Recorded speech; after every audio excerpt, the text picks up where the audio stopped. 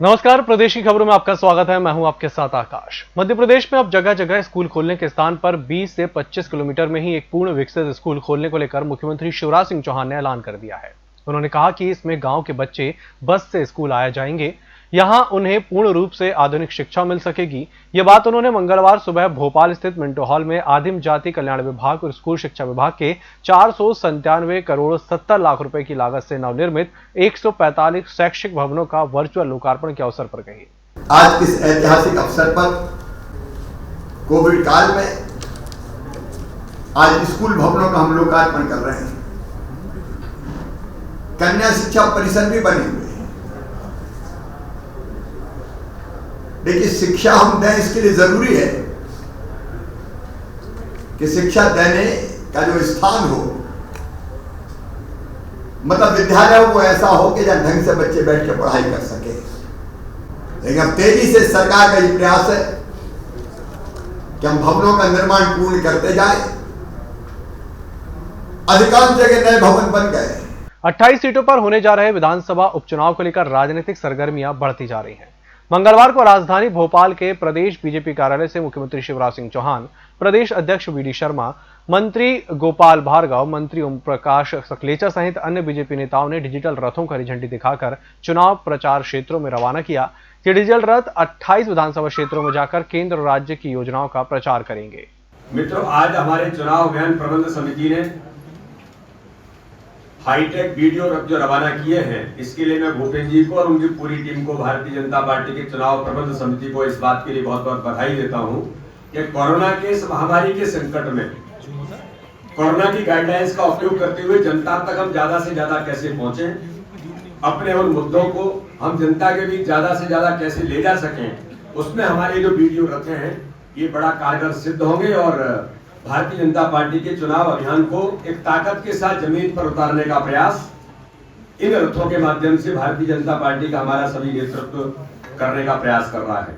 वहीं इस अभियान के अंतर्गत 28 विधानसभा क्षेत्रों में जाने वाले रथों पर लगे पोस्टरों से ज्योतिरादित्य सिंधिया पूरी तरह गायब रहे। गौरतलब है कि ग्वालियर चंबल संभाग में 16 सीटों पर होने वाले चुनावी क्षेत्रों के लिए सिंधिया का गढ़ माना जाता है और ज्योतिरादित्य सिंधिया ने कमलनाथ की सरकार को गिराकर प्रदेश में भाजपा की सरकार बनाई थी। वहीं इस पूरे मामले को लेकर मुख्यमंत्री शिवराज सिंह चौहान ने सफाई दी है।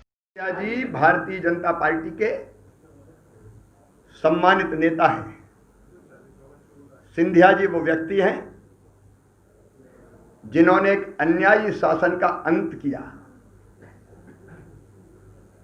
और भारतीय जनता पार्टी के सम्मानित नेता के नाते वो हमारी टीम के अभिन्न अंग हैं और उनके साथ मिलकर ही हम चुनाव की स्ट्रेटजी बना रहे हैं। हम सब साथ मिलकर चलेंगे। गौरतलब है कि ग्वालियर चंबल संभाग में 16 सीटों पर होने वाले चुनावी क्षेत्रों को सिंधिया का गढ़ माना जाता है और ज्योतिरादित्य सिंधिया ने कमलनाथ की सरकार को गिराकर प्रदेश में भाजपा की सरकार बनवाई थी। संस्कारदानी जबलपुर में अब किसी का खौफ नहीं बचा है। यहाँ एक ऑटो की स्कूटी से मामूली टक्कर पर बेरहमी की ऐसी तस्वीर सामने आई जो भी देखे सिहर जाए।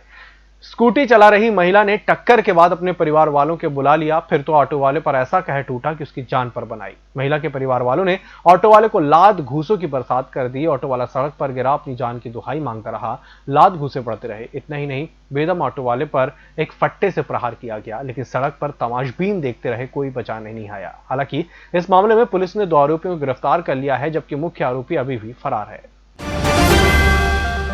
किसान कांग्रेस के प्रदेश अध्यक्ष दिनेश गुर्जर द्वारा मुख्यमंत्री शिवराज सिंह चौहान को लेकर की गई टिप्पणी पर अब कांग्रेस को भारी पड़ती जा रही है। इससे पहले दिनेश गुर्जर ने सभा को संबोधित करते हुए पूर्व मुख्यमंत्री कमलनाथ को बड़ा उद्योगपति और मुख्यमंत्री शिवराज सिंह चौहान को भूखा नंगा कहा था, जिसके बाद अब भारतीय जनता पार्टी इसे चुनावी कैंपेन बना लिया है। मंगलवार को बीजेपी मुख्यालय पहुंचे मुख्यमंत्री शिवराज सिंह चौहान ने इसका बयान देते हुए कहा कि हाँ, मैं भूखा नंगा हूं। नंगे और भूखे हैं, ये नंगे और भूखे गरीबी का अपमान है, गरीबों का अपमान है। देखिए, मेरा तो कोई मान अपमान नहीं है। हमें क्या, हम तो जनता के सेवक हैं और सेवक का कोई सम्मान, कोई मान, कोई अपमान नहीं होता। हम तो अपनी जनता की सेवा में लगे रहेंगे। लेकिन ये इसके संस्कार है नंगा और भूखा कहना। मुझे कोई आपत्ति नहीं है, स्वागत है। हम नंगे भूखे ही अच्छे हैं। केंद्रीय मंत्री नरेंद्र सिंह तोमर ने कृषि बिल को लेकर बयान दिया। उन्होंने कहा कि इस बिल के माध्यम से अभूतपूर्व बदलाव आएंगे। इससे पहले यूपीए सरकार ने भी कृषि बिल लाने की कोशिश की थी, लेकिन यूपीए के कुछ लोगों के जवाब में कृषि बिल नहीं ला पाए। कांग्रेस का कृषि बिल पर दोहरा रवैया है। उन्होंने कांग्रेस को सलाह देते हुए कहा कि कांग्रेस को दो मुही राजनीति से बाज आना चाहिए।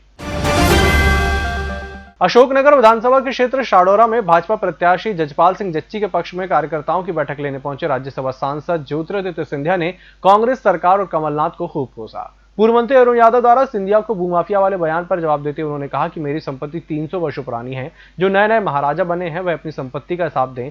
जनहितैषी नीतियों के चलते 54 साल पहले राजमाता सिंधिया ने डीपी मिश्रा की सरकार गिरा दी थी और 54 साल बाद जन विरोधी नीतियों के चलते मैंने कमलनाथ की सरकार गिराई है। अगर सबसे बड़ा कोई भूमाफिया है उसका नाम क्या है बताओ भाई? उसका नाम ज्योतिरादित्य सिंधिया है। सन 1967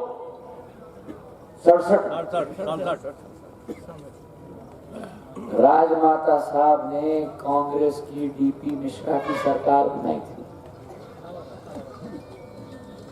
उस समय कांग्रेस मध्य प्रदेश और छत्तीसगढ़ एक राज्य होता था। डीपी मिश्रा ने जन विरोधी नीति अपनाई तो राजमाता साहब ने सड़क पे उतर कर डीपी मिश्रा को धूल चढ़ा दिया।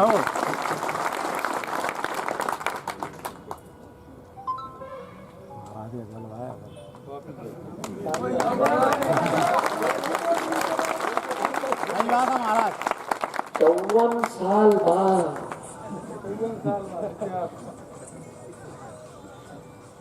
आए कमलनाथ जी। वादा खिलाफी जनता के साथ की, गद्दारी जनता के साथ की, तो सिंधिया ने धूल चढ़ा दी।